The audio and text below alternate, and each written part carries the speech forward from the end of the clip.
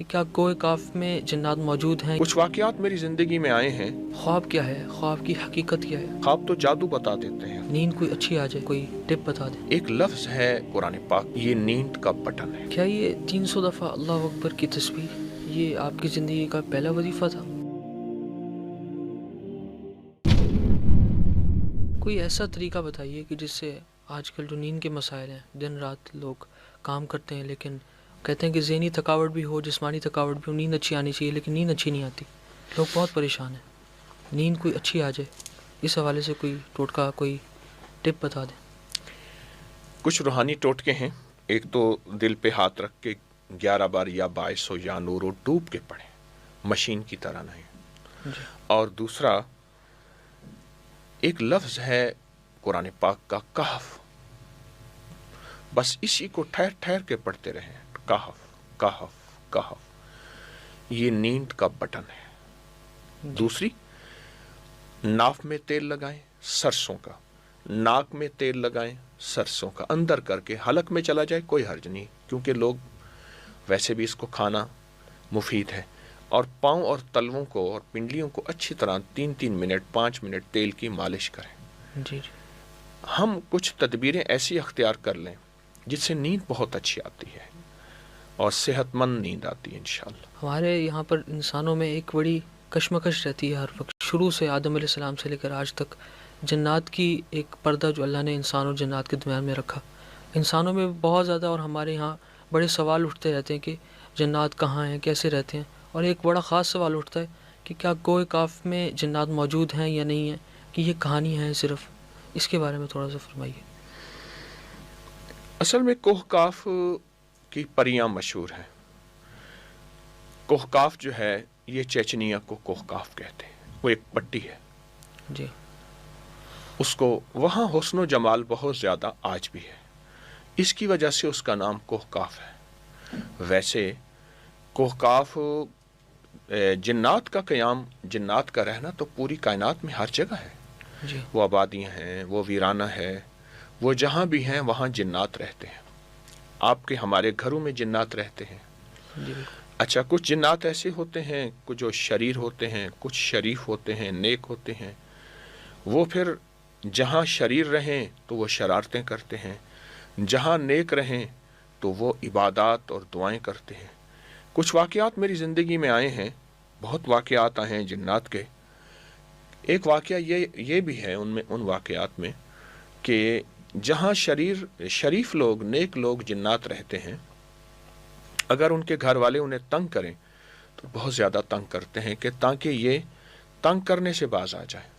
تنگ کرنے سے مراد یہ ہے سیدھے راستے پہ عبادت نہ کریں، تسبیح نہ کریں، غلاظت ہے، اور اس کے علاوہ ناپاکی ہے، یا ایسے کام جو ناپاکی سے، یا ایسے کام جن میں میوزک وغیرہ چیزیں، تو اس سے پھر وہ جنات نقصان دیتے ہیں، پریشان کرتے ہیں۔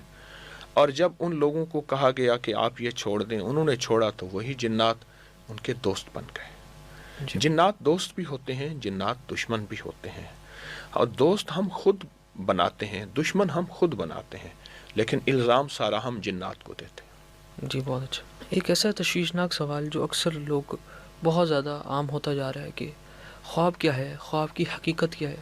کیا خواب جب آتے ہیں تو وہ اپنی زندگی میں اپنا اصل دکھاتے ہیں جو دیکھا جاتا ہے، یا خواب جو آتے ہیں ان کا کوئی جو ہے وہ فائدہ نہیں، یا اس کا کوئی حقیقت نہیں، اس کا کچھ نہیں زندگی، اصل زندگی میں خواب کی کچھ بارے میں فرمائے۔ لوگ خواب دیکھتے ہیں لیکن ان کو سمجھ نہیں آتا، ہم روزانہ مستقل خواب دیکھتے ہیں، ہم کیا دیکھتے ہیں، کیا ہمیں دیکھنا یقین کرنا چاہیے یا نہیں؟ خواب تو ہمارا ماضی بتاتے ہیں، حال بتاتے ہیں، مستقبل بتاتے ہیں۔ خواب تو حقیقت ہے، سچے خواب، اور 100% حقیقت ہے، اور سچے خوابوں پہ یقین بھی حقیقت ہے، کہ جو سچے خوابوں پہ یقین رکھتا ہے۔ کچھ خواب ایسے ہوتے ہیں جن کا تعلق خیالات سے ہوتا ہے، لیکن خواب تو ہماری کائنات کا نظام بھی ہمیں سب کچھ بتاتے ہیں۔ خواب تو جادو بتا دیتے ہیں، خواب دفینے بتا دیتے ہیں، خواب دشمن بتا دیتے ہیں، خواب دوست بتا دیتے ہیں، خواب موجودہ حال بتاتے ہیں، خواب آنے والا مستقبل بتاتے ہیں۔ خواب تو حقیقت ہے۔ وہ آپ سے ایک واقعہ سنا ہے کہ سورہ الحاقم التکاثر سے عمل کیا اور خواب میں ہی قاتل نے اپنا ایسا ہی بتایا. ہے. خواب سب کچھ بتاتا ہے، سچے خواب تو حقیقت ہے. اللہم اغفر لی ولی والدی وللمؤمنین. کیا ہم اس کو قبرستان میں جا کر اپنے پیاروں کی قبروں پر بھی اس کو پڑھ سکتے ہیں؟ ہاں، ان کو ہدیہ کریں، ان کی روحیں تسکین پائیں گی، ان کی روحیں بہت زیادہ سکون میں آئیں گی اور مطمئن ہوں گی بہت زیادہ. اس وظیفے کو اللہم اغفر لی ہاں، ولی والدی اور ساتھ سورہ فاتحہ سورہ اخلاص کے ساتھ ساتھ اگر اس کو کثرت سے پڑھا جائے تو ان کی روحوں کو بہت اچھا ہوگا. کوئی مخصوص تعداد یا کھلا پڑھیں؟ کھلا پڑھیں، ایک تسبیح پڑھ لیں، ان کی قبر پہ جا کے 40 دفعہ پڑھ لیں، اس کو پڑھیں. آج کل ہر بندہ مصروف ہے اور یوں کہتا ہے کہ میری اتنی مصروفیت بڑھ گئی ہے، کسی کو کوئی چیز کا وقت نہیں ملتا اور اتنی زیادہ زندگی کمپلیکیٹڈ ہو گئی ہے. کہتے ہیں کہ کوئی بے برکتی ہے وقت میں، یا اپنے وقت کو ہم مینیج کرنا نہیں جانتے، ہم اپنے وقت کو سنبھالا نہیں جانتے، وقت کو تقسیم نہیں کیا. اس میں کیا مسئلہ ہے؟ وقت میں بے برکتی بھی ہے اور بد نظمی بھی ہے، جس کو ہم مس مینجمنٹ کہتے ہیں. بد نظمی، نظم نہیں ہے. جی. تو اگر اپنے وقت کا انتظام رکھیں، مثلاً ہم فون کرنے بیٹھیں گے تو باتیں ہی کرتے رہیں گے، کھڑے ہوں گے تو کھڑے ہی رہیں گے، اور دسترخوان پہ بیٹھیں گے کھانے پہ تو بیٹھے ہی رہیں گے. جہاں بھی تو اپنے ایک تو وقت کا انتظام ہو اور دوسرا وقت کی برکت بھی ہو. میں وقت کی برکت کے لیے ایک عمل بتایا کرتا ہوں. اپنی نماز کی رکعت، پہلی رکعت میں علم نشرح، دوسری میں علم تری کیف، جی بالکل. یہ جو بندہ پڑھے گا اس کے وقت میں، اس کے مال میں، اس کی صحت میں برکت ہوگی اور بہت برکت ہوگی. تو دونوں اسباب بھی اختیار کیا جائے اور ساتھ وظیفے کو بھی شامل کیا جائے، اور وظیفہ یہی علم نشرح اور علم تری کیف. کیا یہ 300 دفعہ اللہ اکبر کی تسبیح یہ آپ کی زندگی کا پہلا وظیفہ تھا؟ ہاں، وہ ایک ایسا ہوا کہ ایک بابا جی تھے، تایا جی ان کو کہتے تھے، احمد حسن صاحب رحمۃ اللہ علیہ. تو ہماری مسجد میں آتے تھے، میں فجر کی نماز پڑھنے جاتا تھا تو وہ اچھی اچھی باتیں بتاتے تھے. تو میں ایک دو دن نہیں گیا تو پوچھا کیوں نہیں آئے. میں نے کہا مجھے طبیعت خراب تھی، بخار تھا. تو کہنے لگے 300 اونٹ صدقہ کر لیتے. تو میں حیران ہوا. تو کہنے لگے 300 دفعہ اللہ اکبر، حدیث میں آتا ہے جو ایک دفعہ اللہ اکبر پڑھتا ہے ایسے ہے جیسے اس نے ایک اونٹ صدقہ کر دی. تو جو 300 دفعہ اللہ اکبر پڑھتا ہے تو اس نے 300 اونٹ صدقہ کیے.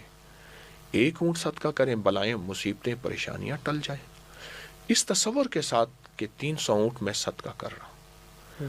تو 300 اونٹ صدقہ کیا تو، اور میں نے پھر پڑھنا شروع کیا، میں ٹھیک ہو گیا. اب آخر 3 دفعہ درود شریف، 300 دفعہ اللہ اکبر، اس تصور کے ساتھ. یہ پہلی دفعہ آپ نے کوئی وظیفہ پڑھا؟ یہ وظیفہ پہلی دفعہ کیا، بہت چھوٹا تھا، میں بہت چھوٹا سا تھا، تو میں نے یہ وظیفہ کیا ان کے ذریعے سے. اس ویڈیو کو لائک اور شیئر کریں. اب کریں یوٹیوب چینل کو سبسکرائب کریں اور روزانہ زیادہ سے زیادہ سبسکرائب کروائیں. آپ دوسروں کے لیے صدقہ جاریہ بنیں گے. اللہ پہلے آپ کے دکھ ڈالے گا.